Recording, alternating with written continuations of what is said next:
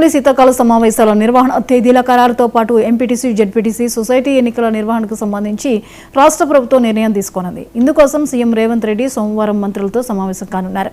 హైదరాబాద్ బంజారాహిల్స్లోని integrated police command control సెంటర్లో ఈ కీలక భేటీ జరగనుంది. సమావేశంలో ప్రధానంగా పంచాయతీ ఎన్నికల ఫలితాలు, కాంగ్రెస్ బలపరిచిన అభ్యర్థులు గెలుచుకున్న స్థానాలపై చర్చించనున్నారు.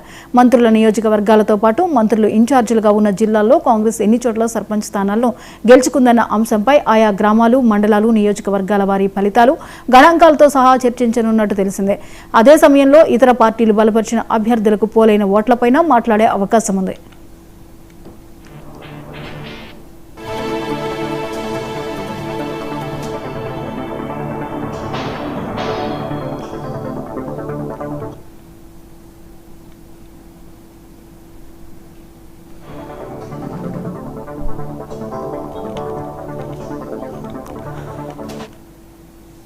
ఈ అంశంపై మరిన్ని అప్డేట్స్ ని స్పెషల్ కరెస్పాండెంట్ తేజ అందిస్తారు. తేజ, అసెంబ్లీ శీతాకాల సమావేశాల నిర్వహణ తేదీలు ఖరారుతో పాటు ఎంపీటీసీ, జెడ్పీటీసీ అలాగే సొసైటీ ఎన్నికల నిర్వహణకు సంబంధించి రాష్ట్ర ప్రభుత్వం ఒక నిర్ణయం తీసుకునింది. వివరాలు ఏంటి?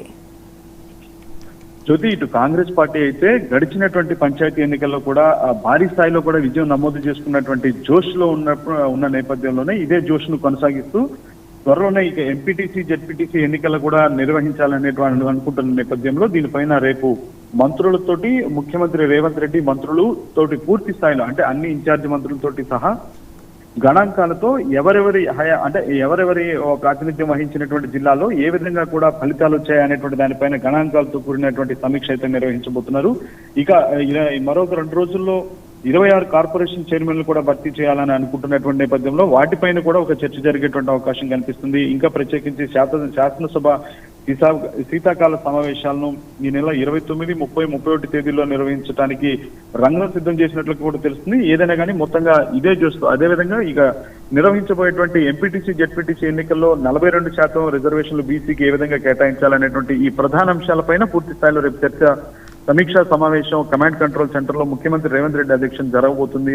మంత్రులతో ఈ సమీక్షా సమావేశం ముఖ్యమంత్రి రేవంత్ రెడ్డి నిర్వహించబోతున్నారు అన్నట్లుగానే మనం చెప్పాలి. Right, thank you Teja.